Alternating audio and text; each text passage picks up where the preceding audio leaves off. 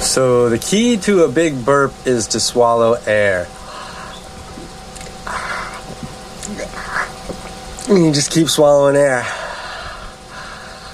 Don't forget to breathe.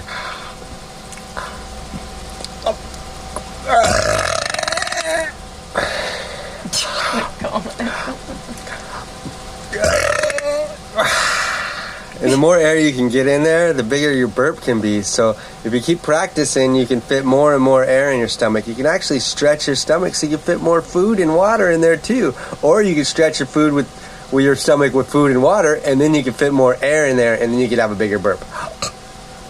That's the inside burp.